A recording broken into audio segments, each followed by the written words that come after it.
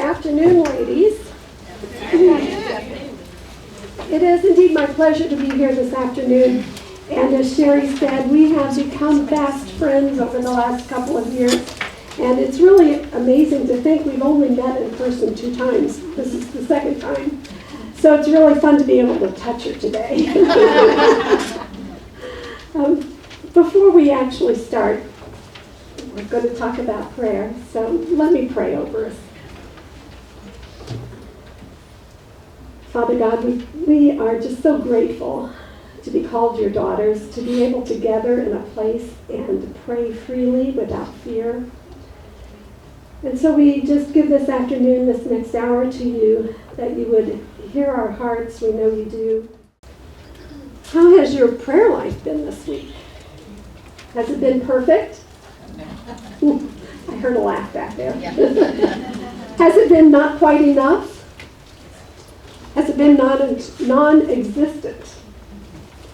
Well, just so you know, I don't have my prayer life together either. It's a journey that I continue to walk each and every day, hoping to strengthen and to deepen my prayer life. What I want us to do this afternoon is to, just for a little bit, take off all the labels that we've been wearing, put them aside. They don't count for the next little bit. Did I get them all? And I want us to wear one very important label. Daughter of the one true King. For that is what we are. As I was working on the content for our time together this afternoon, I kept going back to one word. I kept being led back to the word pray. Not prayer, but pray.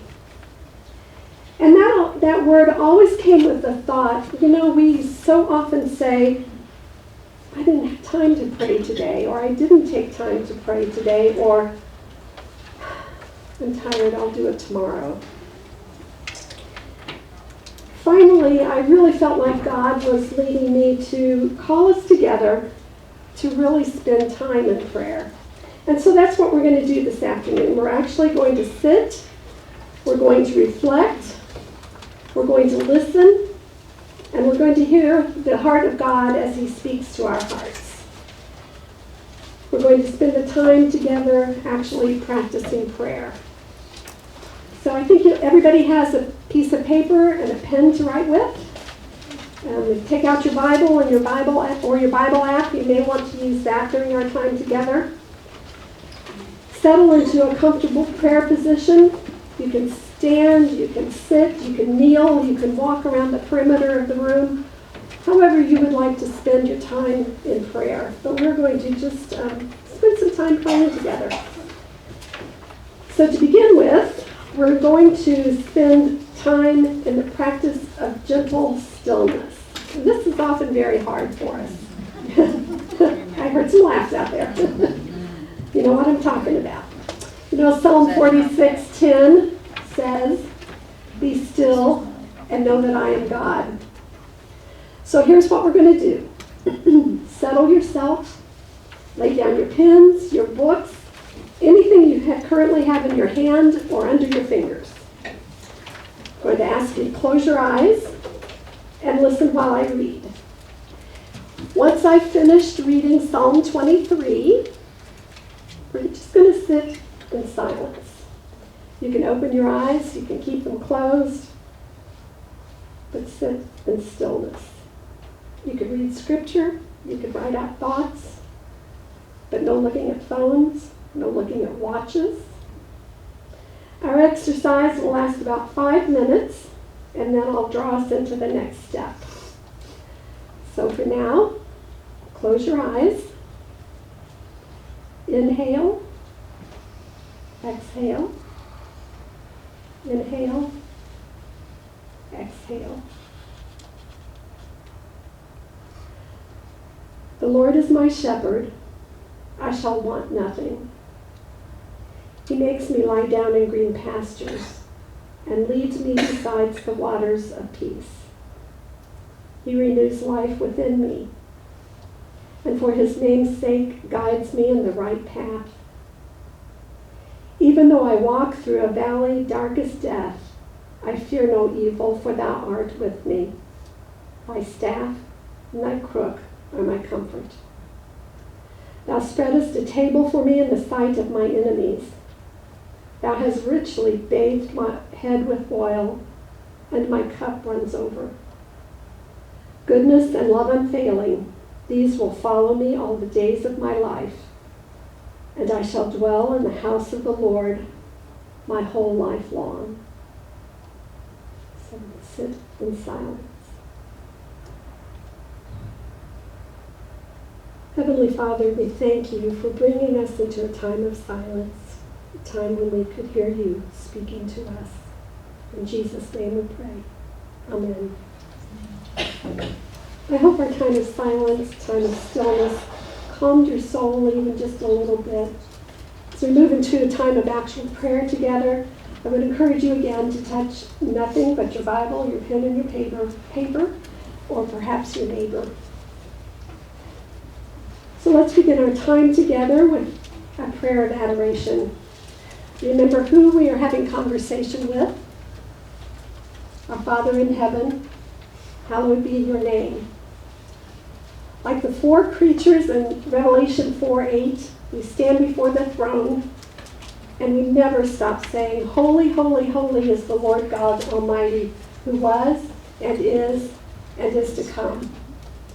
So take time at your tables or in your group back there in the back of the room. Take time together to just verbalize some adoration prayers of God our Father. Remember too, don't be stressed if the table becomes silent for a couple of minutes. That's okay too. Just continue to pray prayers of adoration.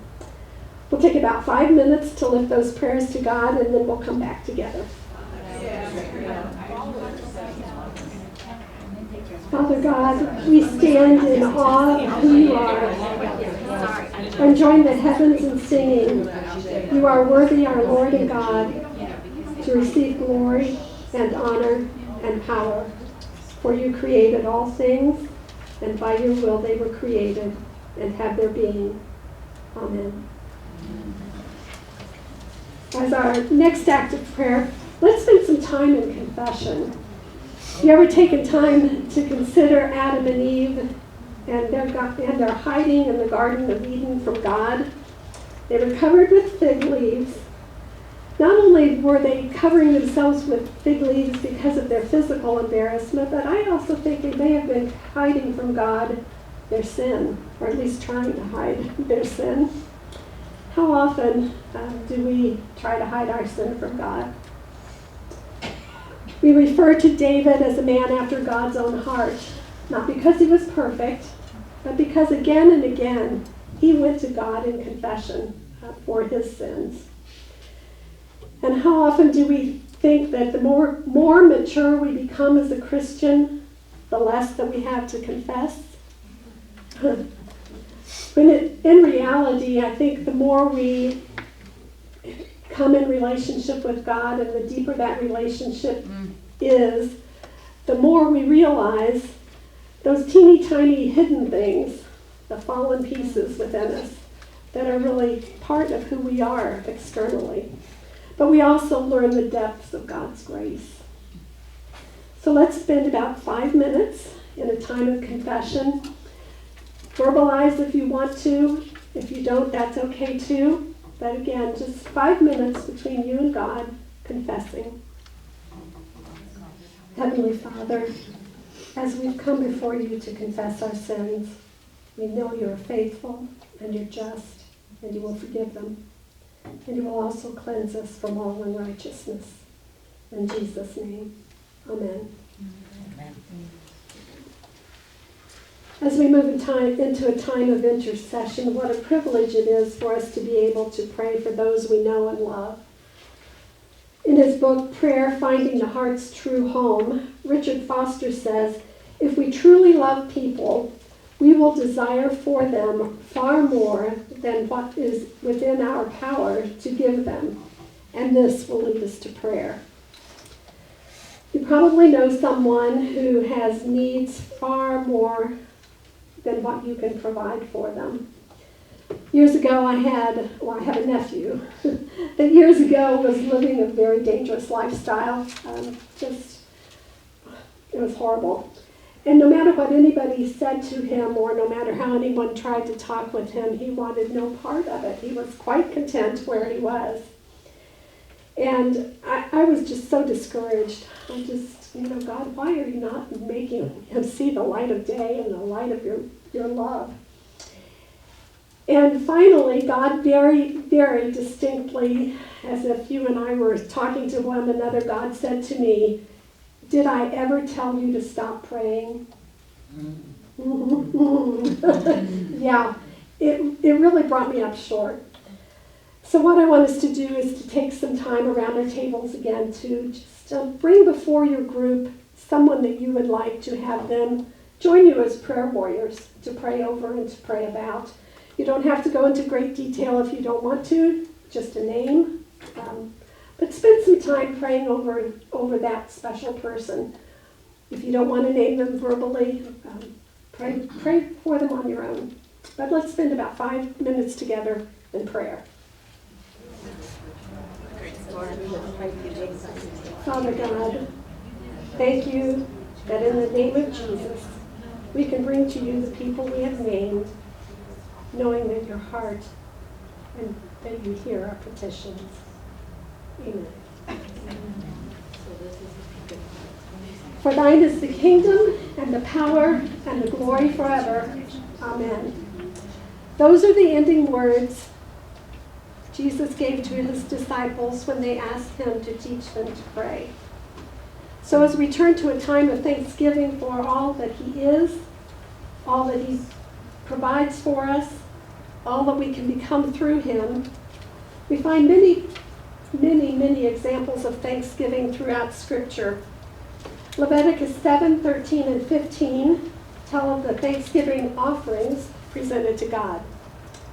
And the book of Psalms, oh my goodness, it's filled with exclamations of thanksgiving. We are to give thanks with all of our hearts, Psalm 9:10. We're to give thanks with music and song, Psalm 95:2. We're to glorify him with thanksgiving, Psalm 69:30. We're to give thanks for his love is unfailing, Psalm 107:8. And we're to give thanks for God is good, Psalm 136:1.